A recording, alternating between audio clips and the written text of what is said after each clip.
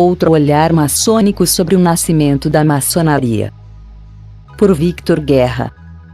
O nascimento da maçonaria no século XVIII, deixando para trás as teorias que remontam a tempos estranhos, é um mundo complexo e poliédrico, apoiado em linhas gerais em dois pivôs geográficos, Inglaterra e França, com presenças mais tangenciais no resto do mundo. Continente europeu e americano. Essa sociabilidade é moldada com base em duas grandes e diferentes concepções meta-religiosas: o mundo católico e o mundo protestante, com reações políticas não tão dispares em alguns aspectos, mas muito distantes às vezes. A Vulgata histórica canônica que foi construída ao longo dessas décadas, digamos, é muito linear, sem muitas distinções entre um mundo e outro, além de falar de lojas e maçons, jacobitas e protestantes, estuardistas e hanoverianos sem mais, e a verdade é que estamos nos acostumando com essas historias canônicas que geralmente consideramos válidas.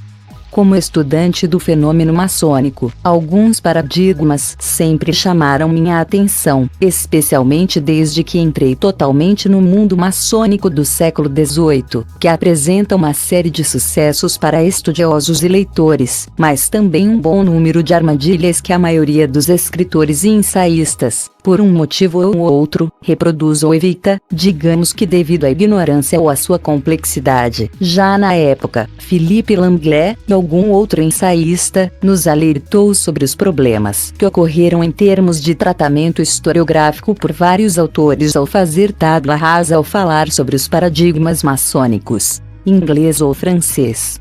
O aviso de maneira estava relacionado aos assuntos das traduções de um idioma para o outro, do inglês para o francês e vice-versa, e os diferentes significados, que Saussure chamou de semiótica da linguagem. Questão muito ausente em muitos trabalhos em que a tradução medeia, mas como em geral lemos apenas um texto, não percebemos os problemas. Apenas se são feitos trabalhos comparativos entre os textos traduzidos, pois vemos que existem dilemas muito frequentes e importantes, sendo questões às vezes abismais. E não é uma questão de dizer lexical, mas mais um conceito, e dou dois exemplos para que eu possa entender o que quero dizer. Por exemplo, alguns dias atrás, li algumas traduções do inglês para o francês e, de lá para o espanhol, nas quais, por exemplo, os pedestais ingleses eram interpretados por altares, ou espírito por alma. O que sugere os grandes problemas que existem quando se trata de explicar o mundo maçônico anglo-saxão, não por causa de seu caráter peculiar, mas por causa dos truques que sua linguagem e conceitos nos oferecem. Uma construção peculiar que se observa ao entrar no mundo britânico do século XVIII, quando se passa um tempo estudando seus textos, começa a perceber os efeitos que a reforma protestante teve sobre essa sociedade britânica. Lá eu percebi que tal pergunta não era a mesma, nem foi concebida da mesma maneira nos territórios anglo-saxões como no continente, por exemplo, na França, onde a visão cosmogônica católica sempre prevaleceu, antes da qual me perguntei. Fazer uma correlação entre a concepção simbólica inglesa e francesa? Como foi feito de maneira linear. Você pode continuar a construir uma história maçônica. Independentemente dos temas religiosos, influenciaram de maneira profunda no coração da sociedade britânica e, portanto, também maçônica, sabendo, mas não analisar tais documentos básicos, por exemplo, nos velho. As acusações que mudaram do catolicismo para o anglicanismo e, posteriormente, para o calvinismo, o que significou mudanças e mutações importantes que, se as intrigas religiosas que ocorreram naquela época no território britânico não são conhecidas, às vezes são questões difíceis de entender. Além disso, posso dizer que em muitas ocasiões, muitas explicações nos escapam. É verdade que geralmente colocamos rótulos para simplificar nossas percepções e, portanto, vemos adjetivos qualificados, como calvinistas, luteranos, católicos, sem entrar em novas descrições, sem saber, por exemplo, se o Templo de Salomão, por expor uma certa pergunta, É o mesmo para um maçom protestante britânico cuja igreja e concepção religiosa são produto de uma profunda reforma, que mudou sua sociedade e pensamento. Quais extensões entraram no cerne da maçonaria? Algumas dessas considerações são as mesmas para um maçom do continente católico ou imbuído de uma cultura catolizante, quando também estão usando bases bíblicas relativamente diferentes. Via esse tipo de intuição sobre esse conflito geralmente limitado aos tópicos das traduções, e foi uma descoberta bastante ler nos dias de hoje um livro surpreendente intitulado L'Outillage maçonnique, de Michel Baumont, professor de letras e cinema, que ele trabalhou sob a tutoria de doutorado de Jacques Brangues, e cuja tese era sobre a semiótica maçônica de palavras em etapas. Um exemplo: os rituais das maçoniques françaises entre 1725 e 1830, apresentados na Universidade de Rennes, 2 em 1992. Abrangendo o trabalho de Baumont sobre um método de comunicação e o desenvolvimento de uma teoria da mudança simbólica, espaço, tempo e linguagem, e que já havia sido delineada em 1984 pelo aluno de doutorado Jean-Pierre Lassalle com o tema Formação e Evolução do Vocabulário da Maçonaria na França no século XVIII. Mas será Baumont que coloca o dedo na ferida ao indicar antes da análise de um catecismo de aprendiz. O que você virá aqui?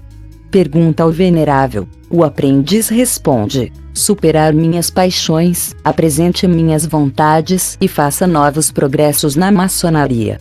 Nesse sentido, Baumont indica que os temas centrais da paixão e da vontade nos remetem à filosofia da era clássica, mas as diferenças filosóficas de um lado ao outro de La Mancha, que cada sistema filosófico lhes deu significados e conceitos bem diferenciados. Dessa forma, Baumont nos conta como, por exemplo, Hobbes e Locke enfrentam duas concepções e quão diferente a pergunta pode ser dada ou tratada em uma e outra. E essa reflexão nos apresenta se as palavras ditas pelos maçons ingleses e os maçons franceses não são as mesmas. Elas não se referem, em essência, às mesmas realidades filosóficas, aos mesmos conceitos, ideias e sistemas. A letra do ritual francês é de origem inglesa, não seu espírito e significado. Isso nos coloca em uma ótima posição, pois vale a pena perguntar, para dar um exemplo, se a sacralização que está tomando forma na maçonaria francesa do século XVIII é de origem inglesa, ou é uma reformulação dos tradutores ou dos introdutores de rituais ingleses no continente. Ou ainda, é um retrabalho estruturado no continente, e isso é algo que entrevistamos sobre a articulação do Gabinete de Reflexão Maçônica, que nos círculos maçônicos ingleses se refere a ele como dependências escuras ou semi-obscuras, as que trabalhou com base em modelos de permanência para uma reflexão serena sobre o passo que o leigo e o candidato iam dar.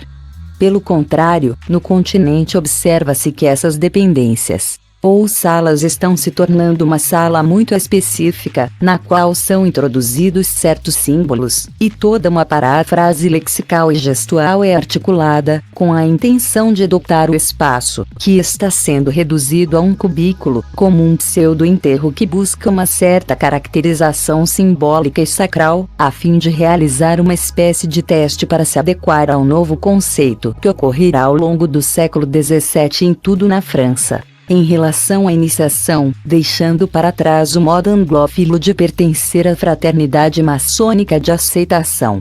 Se levarmos em conta a grande catástrofe que levou à chegada da Reforma às Ilhas Britânicas, que mudou toda a sociedade civil e religiosa de cima para baixo, que criou novos paradigmas de comportamento, de explicação e, por que não negar, algumas questões com base nas reformas puritanas, como algumas singularidades rituais são explicadas de maneira linear e como são transferidas de uma costa para a outra do Canal da Mancha.